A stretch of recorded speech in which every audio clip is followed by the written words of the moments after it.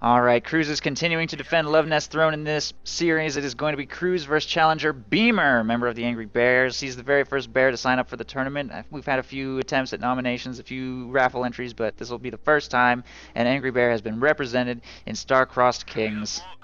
So, welcome to the tournament, Angry Bears. Let's see what Beemer has to bring to the table against Cruzz, who slipped up a little bit in the first series against Sir Lamy. He got stomped, honestly, in Game 1. Game 1 against Sir Lamy. His U.S. forces on Minsk Pocket was too strong, but we're now on Angoville. Let's see how things shake out. We've got Beemer playing as Soviets in the south, Cruzz playing as Oster in the north, double Grenadiers making their way over to the right side. Conscripts oorahing for this house. But Grenadiers are going to get there first. We've seen time and time again how important this building is. Grenadiers make their way straight towards it to secure control. And this squad of Grenadiers is going to hide in this building until support can arrive. This engagement already going pretty well for the Grenadiers with superior cover. Molotov research, very early Molotov, incredibly early Molotov research from Beemer right there to force the Grenadiers from the building and maintain control of his cutoff, although he does take some serious manpower bleed right there. Pio's winning an engagement against combat engineers on the left as well.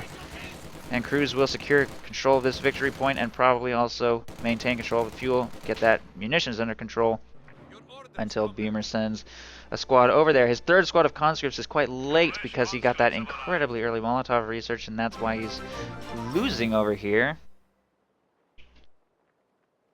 Thank you, SARS91, for your $5 donation. I'm really glad that you've been enjoying Star-Crossed Kings. I'm glad to hear that you've been watching, keeping up with the show. I hope you enjoy it, and that's a very generous donation. Thank you very much. And I know that's not the first time you've donated either, so I very much thank you for your continued support of the stream. Grenadiers set up here in bushes, have superior cover and optimal engagement range against those conscripts. Combat engineers close into short range to absorb fire for those conscripts while they close the gap.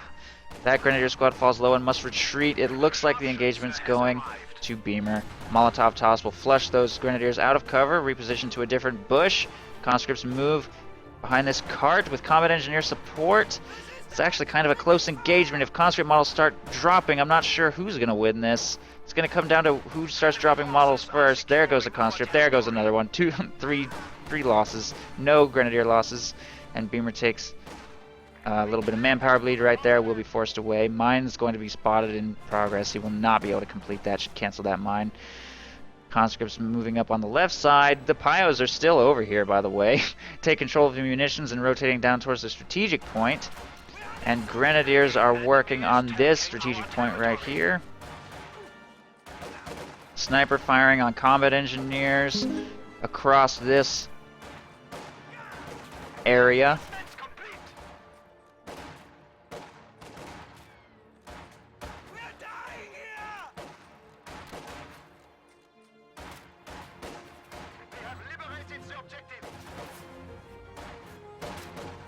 Cruzz moving up, trying to get shots off with his sniper. This is a horribly bad engagement for those conscripts. They're going to be forced to retreat. Conscripts working on the left side.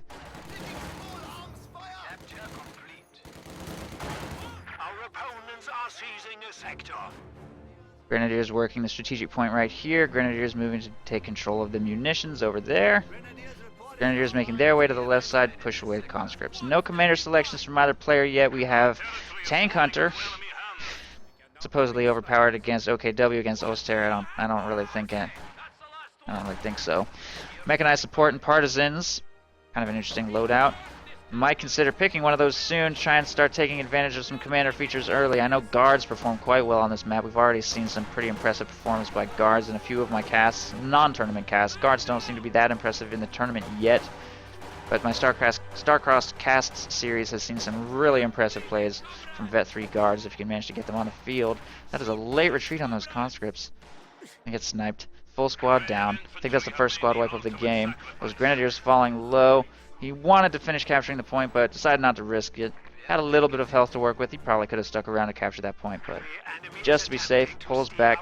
Sniper has completely run out of screening infantry and will also be forced to retreat.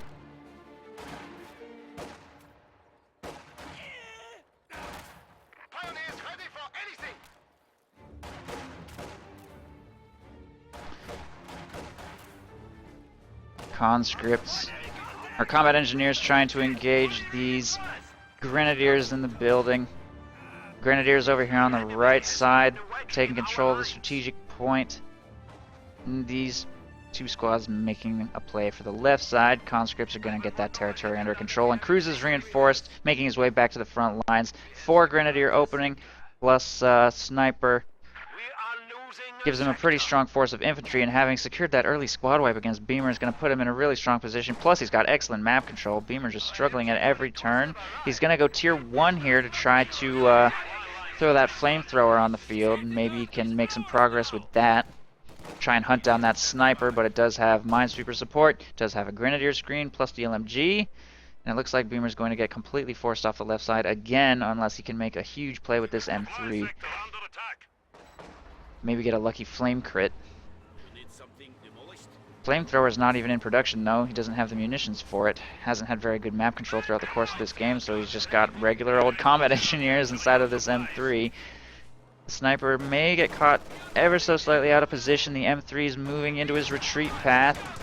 Grenadiers will spot it over there. Sniper needs to try and stay away from the M3. Grenadiers moving to screen. Conscripts on the left side falling quite low. Sniper's going to continue taking shots as they retreat. M3 is disengaging. Sniper lands a shot on the retreating squad, but it should be able to escape. And we're going to see a penal battalion fielded. Maybe he's going to rotate right next. If he can get a flamethrower out, may be able to get control of some territory over there.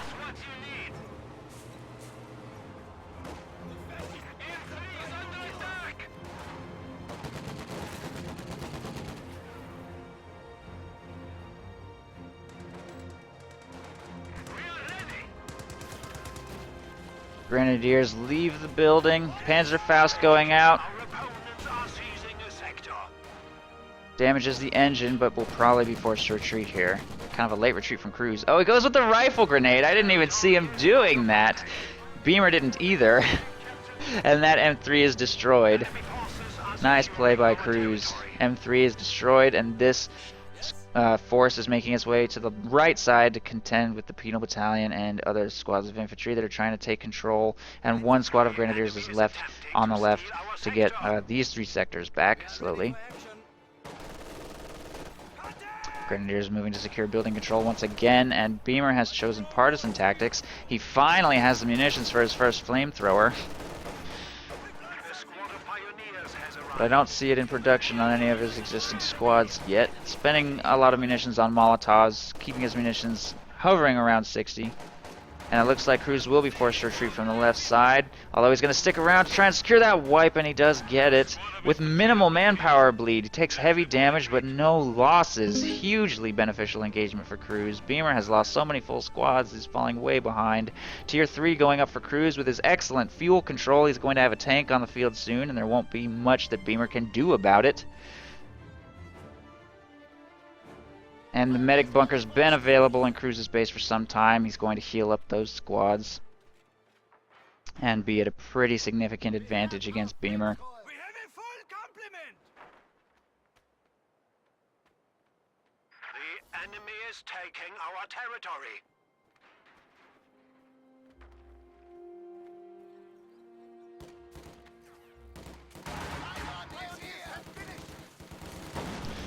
Flamethrower Pyos move up to engage those conscripts, and they're gonna retreat.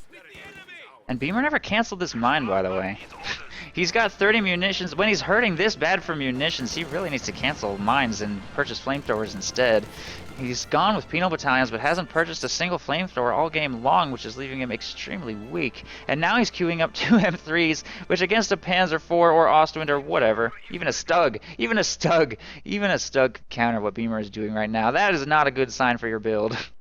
If your build can be defeated by Stugs, your build needs work.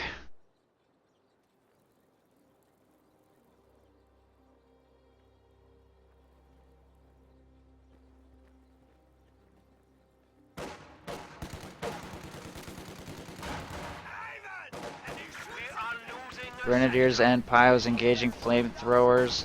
Over here, we finally have flamethrower upgrades from Beemer. He did cancel his mine, by the way.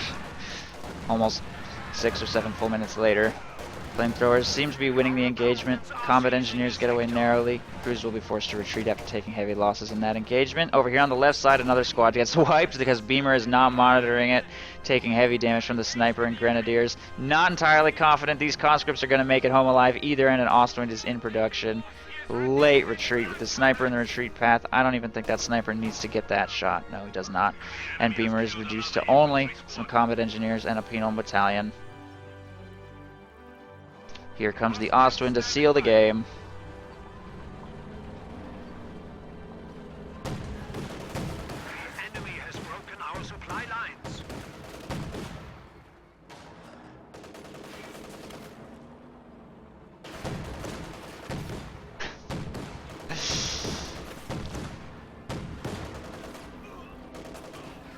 Ostwind chasing him down. Our foes have 300 points remaining. And he has chosen Tank Hunter Partisans. Tank Hunter Partisans that spawn with PTRSs are probably actually quite strong against all targets now because of the PTRS buff. I'd like to see them. I'd like to see them more in a game that's a little more even. Obviously, we're not going to see them make much of a contribution. Mine does not get completed. A tier 4 structure is not going to get completed. Beemer reduced to only 2 squads now remaining, and there's an Ostwind in his base. He doesn't have any way of getting anti-tank at all, and that's the game. Short break, and we will go into game 2.